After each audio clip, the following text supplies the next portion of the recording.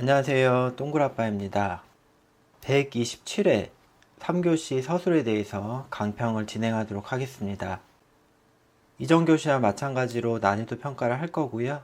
좌측에 미리 칠해진 형광펜의 색깔로 난이도를 구분하시면 되겠습니다. 노란색은 평이한 문제, 초록색은 조금 난이도가 있었던 문제, 그리고 마지막 보라색은 아주 어려웠던 문제가 되겠습니다. 그럼 강평 전에 각 문제와 5년치 기출문제 같이 살펴보도록 하겠습니다. 1번 다짐 조건에 따른 점성토의 공학적 특성에 대해 설명하시오 나왔고요. 126회 이외에 많은 문제에서 나왔습니다.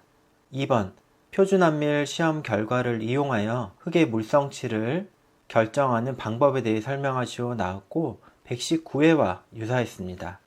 3번 구조물이 지하수위 아래 건설된 경우 발생되는 양압력의 정의와 대책 방안 및 설계 시 고려사항에 대해 설명하시오 되어 있고요. 117회와 그리고 112회, 특히 112회는 동일했습니다. 이렇게 관련 기출문제가 나왔습니다. 4번 터널의 안정 해석 시 굴착 과정을 모사하기 위해서는 3차원 해석이 필요하지만은 실무에서는 2차원 해석을 실시하기도 한다. 터널의 안정 해석의 2차원 모델링 기법의 개념과 2차원 해석을 위한 응력 분배법 그리고 강성 변화법에 대해 설명하시오 나왔고 119회와 111회에 유사한 문제가 있었습니다. 5번 액상화가 예상되는 집안의 교각 말뚝 기초와 건물의 직접 기초 그리고 지중 박스 구조물을 설치하고자 한다. 각 구조물에 대한 예상 문제점과 대책에 대해서 설명하시오 나왔고 이전 회차인 126회에 다소 유사한 문제가 있었습니다.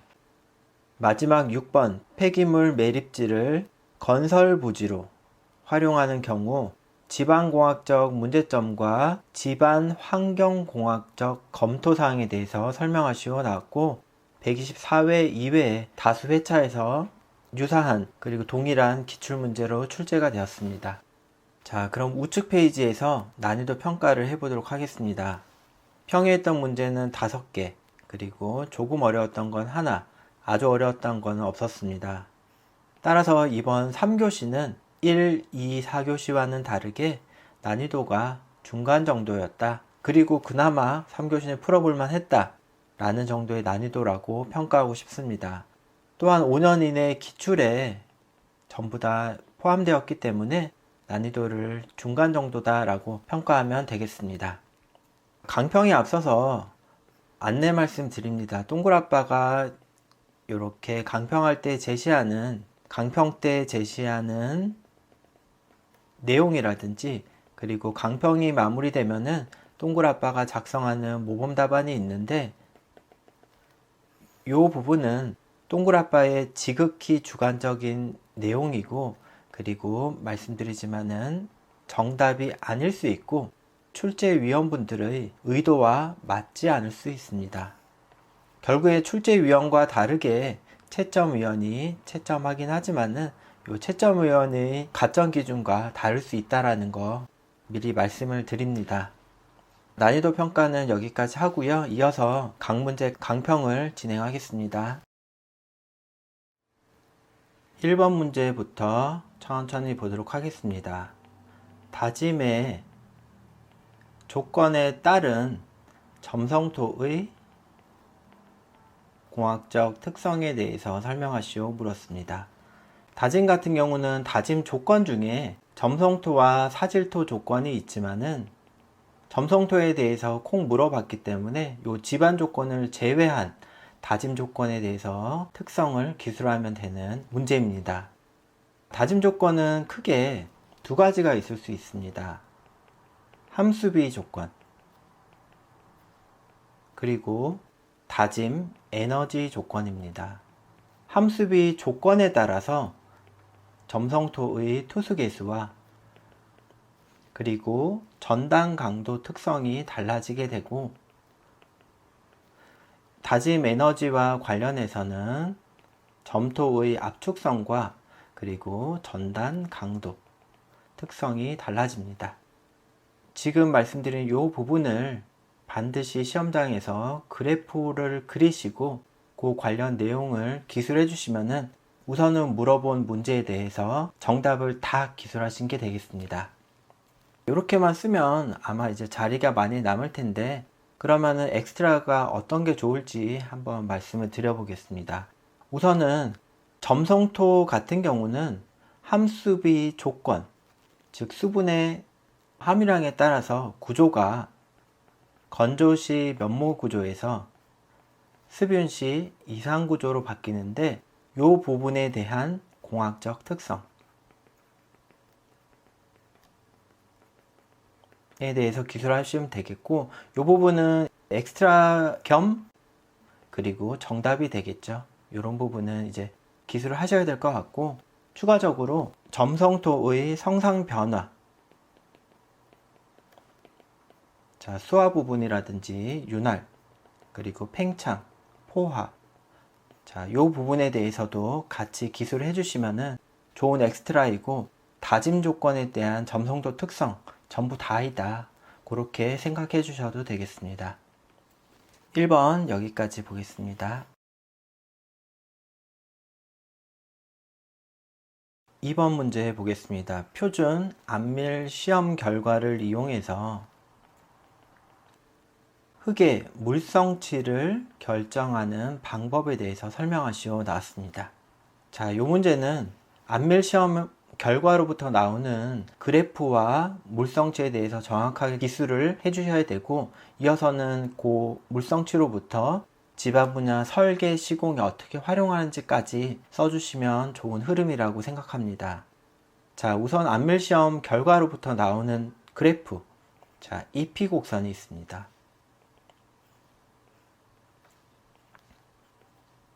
EP 곡선으로부터 압축 계수와 최적 변화 계수를 구할 수 있고, 최적 변화 계수는 최적 변화 계수와 로그 P 곡선을 따로 그려서 이렇게 구할 수 있는 방법도 있고, 추가적으로 안밀 계수를 이렇게 구하는 방법, 그래프가 있고, 자, 이렇게 쓰도록 하겠습니다. AV, 그리고 MV, CV까지 이렇게 쓰겠습니다. 그리고 마지막 가장 중요한 곡선인 E 로그 P 곡선을 그릴 수가 있습니다. E와 로그 P. 자, 이렇게.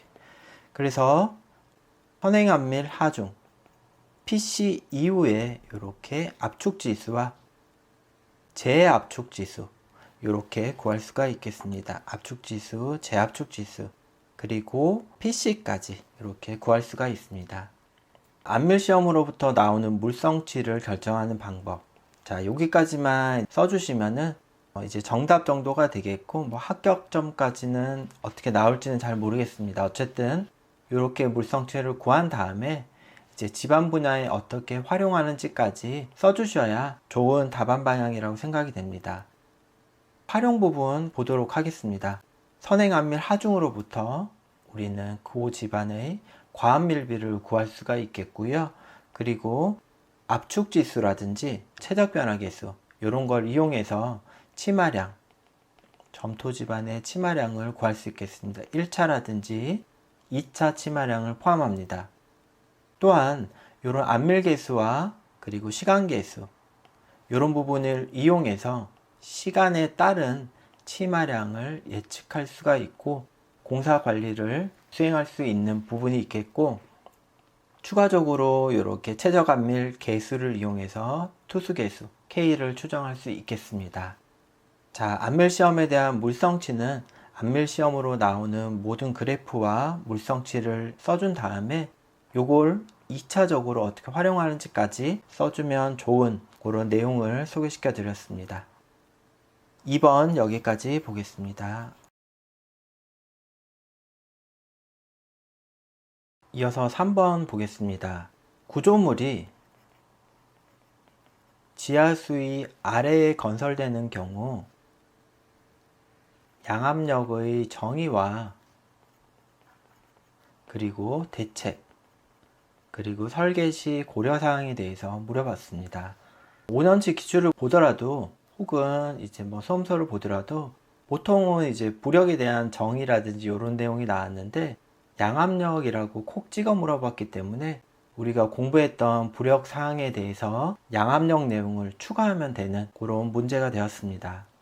우선 양압력의 정의부터 내리도록 하겠습니다. 양압력은 구조물의 하부에 작용하는 상향의 모든 압력을 말하게 됩니다. 자, 기본적으로 상향의 압력은 정수압에다가 피압과 그리고 침투압을 포함한 값으로 정의가 됩니다. 자, 이렇게 정의를 내리고 이어서는 이제 대책이 되는데 대책은 부력의 대책과 동일하게 써주시면 되겠고 추가적으로 피압과 침투압을 방지하는 방법에 대해서 기술을 해주시면 됩니다. 우선 부력의 대책 부분, 저항력을 증가시키는 대책, 즉 사하중을 증가시킨다든지 앵커 부분이라든지 혹은 작용력을 감소시키는 내용, 즉 배수 부분이 됩니다. 피압과 침투압에 대한 대책 부분을 이렇게 기술해 주시면 되는데 차수 벽이라든지 혹은 지하수의 저하 그런 부분 내용을 써주시면 되겠습니다. 이어서는 이제 설계시 고려사항인데요. 설계시 고려사항은 제일 먼저는 흐름상 지반조사가 들어가야 되는데 특히 양압력이기 때문에 피압 여부라든지 피조메타 조사라든지 혹은 침투압에 대한 조사가 반드시 있어야 되겠고요. 그 부분이 이제 부력과 다른 부분이 되겠고 이어서는 지지력과 치마 관련 부분 그리고 시설물의 유지 관리 부분 이어서는 뭐 측에 대한 부분 이렇게 있을 수가 있겠고 계측도 이렇게 지하수위계라고 반드시 콕 찍어서 말씀해 주시고 이어서는 뭐 지표 치마계라든지 이런 내용을 써주시면 되겠습니다. 3번 문제에 대해서 살펴봤는데 구조물에 이제 양압력이라는 내용이 나왔잖아요. 보통은 이제 부력이라고 나왔는데 그리고 공부도 부력으로 했는데 그래서 수험자 분들은 일반적으로 양압력이나 부력이나 같겠지 해가지고 부력 관련 내용만 이렇게 디립다 쓰고 나오면은 점수가 나올 수가 없습니다. 요거는 출제위원과 이제 채점위원에 대한 이제 예의가 좀 부족한 사람이다 생각이 드실 것 같고 이런 부분들은 사실 점수로 그렇게 나오지가 않습니다. 그래서 정확하지는 않지만은 문제에서 콕 물어봤던 부분 양압력에 대한 차별화된 내용이라든지 단어, 키워드가 반드시 들어가야 된다. 물론 개요도에도 들어가면 좋습니다. 자, 이런 식으로 풀어가야 된다라는 말씀과 같이 3번은 여기까지 보겠습니다. 4번 문제 보겠습니다. 터널의 안정 해석 시 3차원이 필요하지만은 2차원으로 해석하는 개념과 2차원으로 해석하는 개념과 응력 분배법 2차원 해석 방법인 응력 분배법과 그리고 강성 변화법에 대해서 설명하시오 이렇게 나왔습니다. 자, 이 문제는 난이도가 있고 그리고 공부량이 어느 정도 있어야 되지만은 기출문제에 자주 나오는 문제이기 때문에 제가 노란색으로 색칠했다라는 말씀 드립니다. 자, 우선 터널을 2차원의 개념으로 설계하는 이유는 이제 아칭 현상이 종횡방향으로 발생하기 때문이고 설계의 이런 난해성을 조금 단순화하기 위해서 한다라는 내용 써주시면 됩니다. 이 내용은 서브노트의 내용 그대로 기술해 주시면 되겠고요. 이어서 응력 분배법과 강성 변화법입니다. 응력 분배법은 터널의 굴착면에 작용하는 응력, 그러니까 작용하는 하중을 굴착 단계에 따라서 구분하는 거고요. 강성 변화법은 터널 굴착면의 강성, 즉 저항력을 굴착 단계별로 변화시켜서 요렇다라고 가정하고 설계하는 방법입니다. 내용 보도록 하겠습니다. 우선 초기 단계입니다. 초기 단계는 이렇게 지반이 있으면은 터널을 굴착하기 전입니다. 그러면은 이 터널 굴착면에 작용하는 응력은 자, 응력 P1은 알파1 곱하기 P0 초기 응력이 되겠고요. P1은 알파1의 P0 이렇게 구하게 됩니다. 여기서 알파1은 하중의 분배 계수죠. 이어서 강성 변화법은 터널 굴착면의 강성, 탄성계수 EI는 초기와 같다. 이렇게 나오게 될 거고요. 이어서 이제 터널을 굴착한 경우가 됩니다.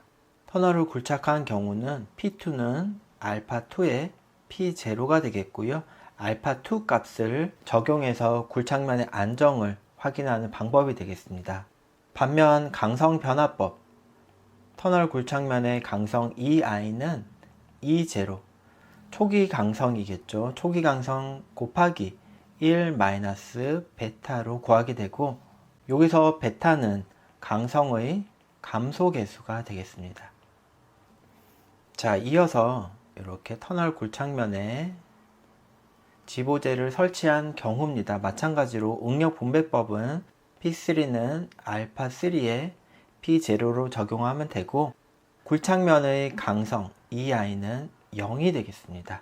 그래서 이 내용을 응력 분배법과 강성 변화법을 구분해서 이렇게 서술형으로 기술해 주셔야 페이지 수도 채우고 조금 일목요연하게 기술하실 수 있을 거라 생각하고요. 마지막에 이런 2차원 설계 방법에 대한 평가 부분까지도 요 결론 부분이라든지 마지막 대제목을 이용해서 써주시면 좋은 답안 방향이 되겠습니다. 4번 문제 여기까지 보겠습니다. 5번 문제 보겠습니다. 액상화가 예상되는 집안의 교각 말뚝기초,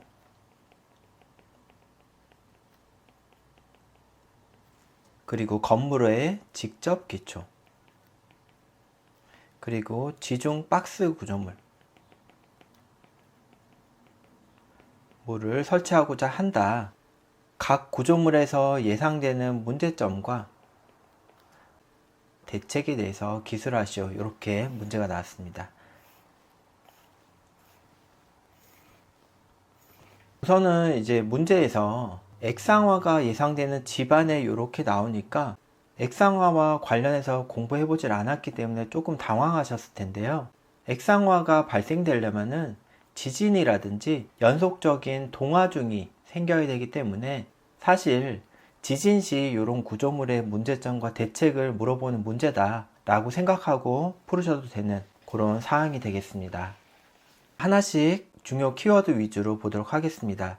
교각의 말뚝기초는 원래 측방 유동압으로 인해서 횡방향 압력이라든지 변이가 발생되게 되는데 말뚝의 횡변이라고 하겠습니다. 횡변이라든지 횡방향 하중이 이제 추가된다. 액상화가 예상되기 때문에 지진 시 이런 값들이 더 커지는 문제가 있다 라고 써주시면 되겠고, 그리고 치마 관련 부분, 그리고 말뚝이 연직 수평 방향의 파괴 이런 부분으로 써주시면 되겠고, 그리고 추가적으로 액상화가 발생되게 되면은 말뚝 기초의 주면 마찰력을 무시하게 됩니다. 따라서 특히 횡방향 변이, 압력에 대해서 취약해진다. 그런 문제점 내용을 써주시면 되겠고요. 이어서 대책으로는 그러면 요 횡방향 변이와 압력에 대응해서 안정 해석을 수행하는 겁니다. 등가 정적 해석이라든지 혹은 수치 해석을 통해서 횡방향, 연직 방향, 수평 방향으로 작용하는 하중에 대한 안정 해석을 해야 된다. 이런 식으로 답안 흐름을 가져가시면 좋겠죠. 이어서 직접 기초입니다. 직접 기초는 그 집안에 직접 지지되기 때문에 지지력과 치마 부분, 그리고 편심하중이 추가적으로 더 발생되기 때문에 전도와 활동 부분, 그리고 액상화에 직접적인 영향을 받겠죠. 이런 내용을 써주시면 되고, 이어서는 마찬가지로 집안 조사를 어떻게 하고, 그리고 지진 하중을 어떻게 산정을 하고 안정 해석을 어떻게 하겠다. 이런 식의 흐름을 가져가시면 되겠습니다. 이어서 지중 박스 구조물도 마찬가지로 지지력과 치마 부분, 그리고 변형 문제 혹은 진동 문제, 이런 부분이 있을 수가 있고, 이런 부분도 직접 기초와 마찬가지로 안정 해석, 특히 응답 변이법에 대한 이런 내용까지도 기술을 해주시면 됩니다.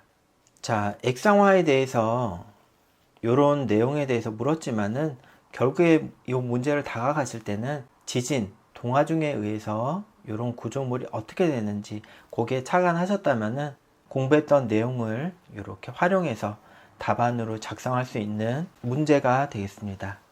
5번 문제 여기까지 보겠습니다.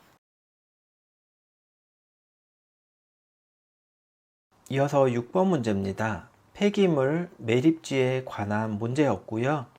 건설 부지로 활용하는 경우. 자, 요거는 이제 어떻게 보면 전제 조건이기도 하고 문제의 키워드이기도 합니다.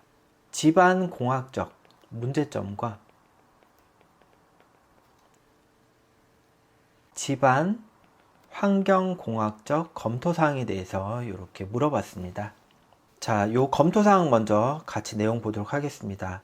집안공학적 검토사항은 우수배제 시설, 집배수 시설, 그리고 차수, 그리고 사면 안정에 대해서 우리가 검토를 보통 하는데, 요 건설 부지로 활용한다라는 단서가 있기 때문에 추가적으로 지지력과 치마 부분은 반드시 들어가야 됩니다.